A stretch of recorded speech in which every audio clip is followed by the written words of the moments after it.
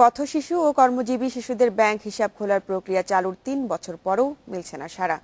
বাংলাদেশ ব্যাংকের সবশেষ হিসাবে চলতি বছর মার্চ পর্যন্ত ৩ মাসে হিসাব খোলা হয়েছে মাত্র ৩টি, আর কমেছে ৫০টি।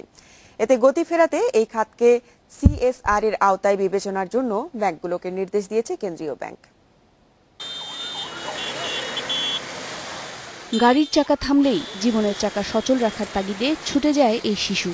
যানজটের মধ্যেই চলে বেচাকেনা, দিন শেষে আয়ের পুরোটাই তুলে দেয় মায়ের হাতে। সমাজের সুবিধাবঞ্চিত এই শিশুদের জানা নেই তার জন্য খোলা আছে ব্যাংকের দরজা।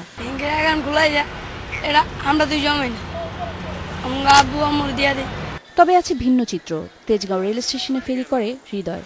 2 বছর আগে একটি এনজিওর সহায়তায় তার নামে খোলা হয় ব্যাংক হিসাব। প্রতি মাসের আয় থেকে কিছু টাকা জমা হয় এই হিসাবে। 10,000 মতন জমা হয়েছে। টাকা তো জমলে তো একটু ব্যবসা তো আমার করাই লাগবে। 2014 সালের মার্চে মাত্র 10 টাকায় পথশিশু ও কর্মজীবী শিশুদের ব্যাংক হিসাব খোলার উদ্যোগ নেয় বাংলাদেশ ব্যাংক। বিভিন্ন এনজিও সহায়তায় এ পর্যন্ত 17টি ব্যাংকে খোলা হয়েছে 3,675টি হিসাব।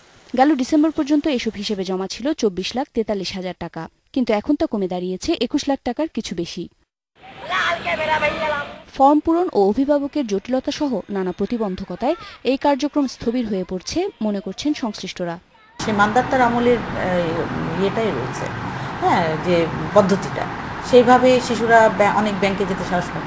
তবে কেন্দ্রীয় ব্যাংক জানিয়েছে পথশিশুদের হিসাব খোলায় ব্যাংকগুলোকে নতুন করে আকৃষ্ট করতে আসছে বিশেষ প্রণোদনা। সিএসআর ফান্ড থেকে আসলে এনজিওকে এই বিষয়টিতে আসলে তাকে প্রণোদনা দেওয়ার একটা সুযোগ তৈরি করা যায়। সঞ্চয়ের মাধ্যমে ভবিষ্যতে আত্মনির্ভরশীল হয়ে উঠবে সুবিধাবঞ্চিত শিশুরা। এই লক্ষ্যে চালু হওয়া এই উদ্যোগ সচল রাখতে বিভিন্ন বেসরকারি সংস্থা ও ব্যাংকের সহায়তা চেয়েছে Bangladesh bank. Umnahar Azmi, Independent News, Dhaka.